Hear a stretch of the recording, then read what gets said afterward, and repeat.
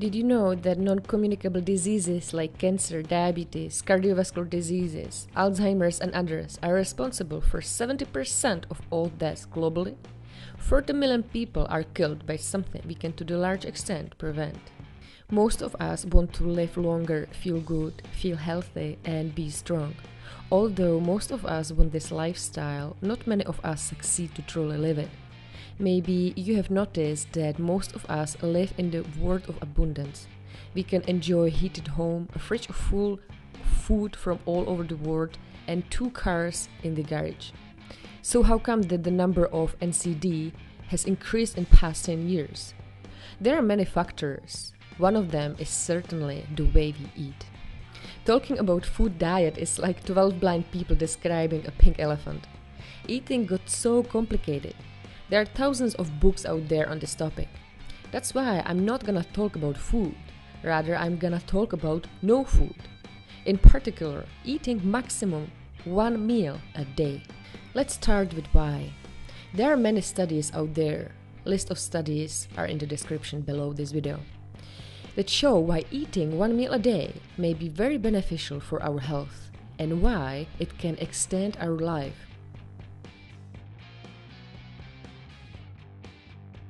This is a list of just a few examples why eating 1 meal a day might be a great idea.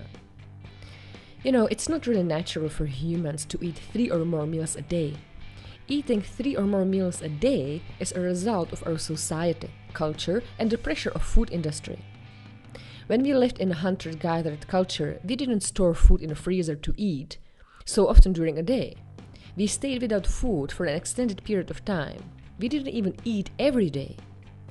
As Mark Metzen, senior investigator for the National Institute of Aging, part of the US National Institute of Health, mentions in one study, the most common eating pattern in modern societies, 3 meals plus snack every day, is abnormal from an evolutionary perspective. Emerging findings from studies of animal models and human subjects suggest that intermittent energy restriction periods of as little as 16 hours can improve health indicators and counteract disease processes.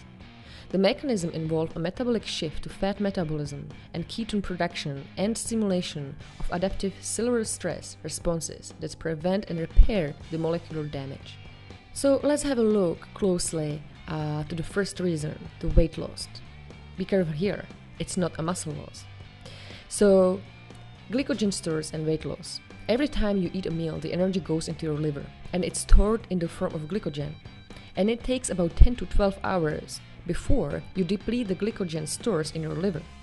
So if you never deplete your glycogen stores, your body cannot start burning fats efficiently because it takes the glucose, the energy from the glycogen stores first. In addition, when you eat minimum 3 meals a day and your food consists of carbs like pasta, potatoes, rice, bread, etc., you never deplete the glycogen stores, and because of that, if you don't eat other meal, your energy levels start to wane. And your body can't take the energy out of your stored body fat because the hormone-sensitive lipase would not allow it, simply because this hormone is sensitive to insulin. In other words, fasting allows you to tolerate carbs better than if you didn't fast.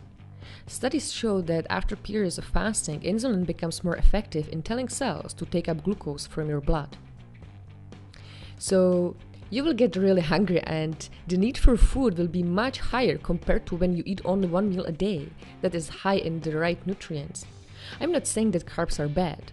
We can eat carbs, and in fact it can be very beneficial for us to eat carbs.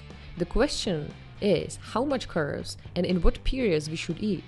Certainly, it's not necessary to eat 200 grams of carbs 3 times a day, and certainly we can live without carbs. Eating stimulates hunger and overeating, not fasting, especially eating modern foods that consist mainly of sugar and artificial ingredients specifically and scientifically designed to be addictive. This might sound contradictory, but by eating less, you actually stabilize your hormones and in the long term, so your body works more efficiently. One of the greatest benefits I enjoy most from eating 1 meal a day is a reduced reliance on food. Eating less frequently means I spend far less time and energy thinking about what to cook or where to find my next meal. This means more time for stuff I enjoy doing.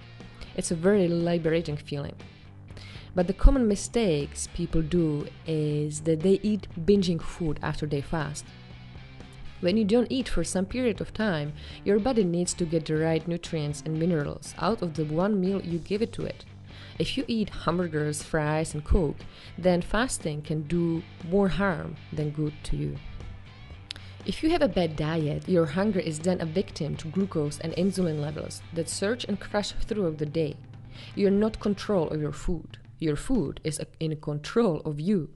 If this is your case, it's not recommended starting fasting right away, simply because it will be torture for you and you may never try fasting again. It will be a shock for your body and thus can be dangerous. Start slowly, be mindful with your body, don't rush, and enjoy the journey. In the end of the day, we want to enjoy the journey, have fun, and feel strong and powerful, right? Most people choose to have their meal for a dinner, for many reasons. Dinner is usually a meal when people eat with their family, and skipping breakfast is the easiest meal to skip. Your body needs some time to wake up and you want to deplete your glycogen levels. Now you know that this happens after approximately 10 to 12 hours. So your body then can start burning fats more efficiently and run on fats instead of glucose. In this way, you are going to start burning fat. Not muscle mass, but fat.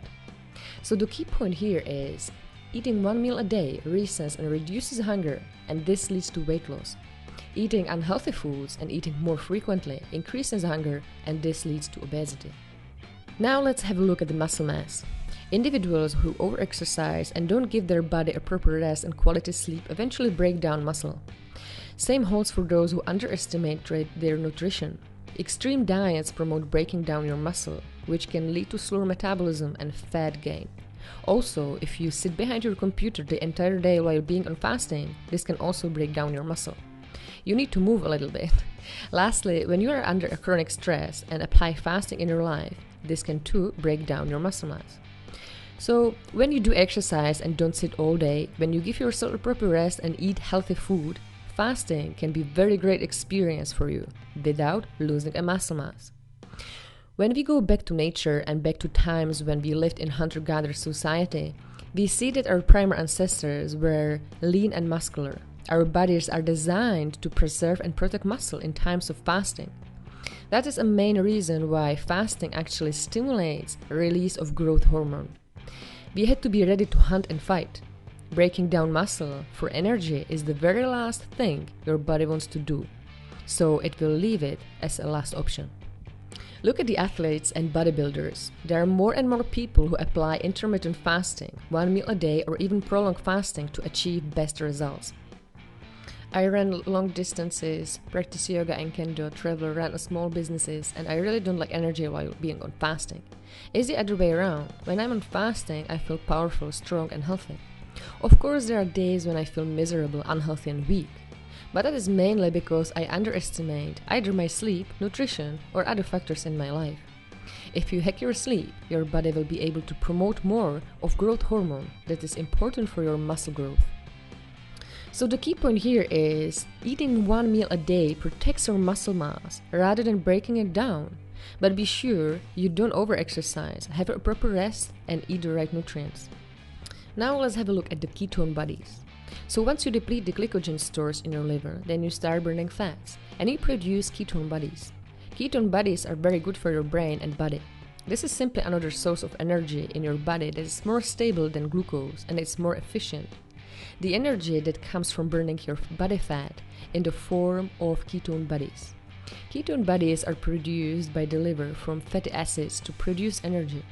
If your body runs on glucose and has its glycogen stores still full, your body cannot use this store as an energy source, and that is a shame. There are also studies that point out that fasting stimulates the Sirtuins, particularly Sirt1 and Sirt3, family of proteins that is directly responsible for DNA repair. You know, aging is actually the result of cumulative damage to your DNA. So if you apply some fasting to your life on a regular basis, you may backward your aging. Fasting is also a great prevention of neurodegenerative diseases like Parkinson's and Alzheimer's. It's simply because it stimulates the production of neurotrophic growth factors. BDNF and FGF, which promote the growth of new neurons in the brain. When you give your digestive systems a break, your body can focus its energy on the regeneration of other systems. Your body is then able to clean up the toxins and regulate the function of other organs, like liver or kidneys. So if you have a problem with your skin, such as acne, fasting and eating one meal a day might be the way to go. Now let's have a look at longevity. This might sound crazy, but studies show that the less you eat, the longer you will live. There are many other factors that lead to longevity, and you should never compare yourself to other human beings. We all are different, we all have different genes, live in different environments, etc. So this sentence just means that if you eat less, you extend your life by XX days, months and years. One of the main factors and effects of aging is a slower metabolism. The younger the body is, the faster and more efficient your metabolism. And by now you should know that fasting fastens your metabolism. All these changes that include improved insulin sensitivity, increased Sirtuin levels, and increased DNA repair lead to improved mitochondrial function, stem cell function, increased autophagy, and tissue repair, all of which are crucial for improvements in longevity. Fasting in general improves your immune system. Eating one meal a day is enough for reducing free radical damage in your body. When you go back to nature and look at sick animals, you realize that they don't eat when they feel sick. This is a primal instinct to reduce stress on their system so their body can focus on fighting the infection. We have not lost this instinct, but most of the times we have stopped to listen to it. Now let's have a look at the potential dark side of fasting. Fasting can also be very dangerous if you have some serious medical conditions. Some people may be able to adjust quickly to only eating one meal a day, while others may have difficulty going that long without calories. Everyone is different, so it's important to be mindful of your body. If you don't know your body well, you might like to take some blood tests and consult your experiments with your doctor. Aside from the physical side effects, there's also the potential emotional side effects of fasting if you do the common mistakes. It may make you irritable, and this way of eating could lead to binge eating or put you at risk for another eating disorder. So avoiding the common mistakes while fasting is crucial for you to have a great and powerful experience. You can check out my previous video about common mistakes people do while on fasting. I always search for methods that are natural for us and are sustainable in the long term. It took me 6 months to go on one meal a day. My body just needed this time to adjust to it.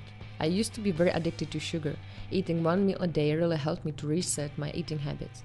I still do feel that I'm not free from the sugar addiction, but it is 80% better than it was before. Your body is different from mine, so you have to adjust this diet to your life. Don't push it too hard. Go slowly, and you will see how it works for you, for your own individual physiology. So that is all from me, guys. If you like my video, please share, comment, like, and subscribe. Peace out.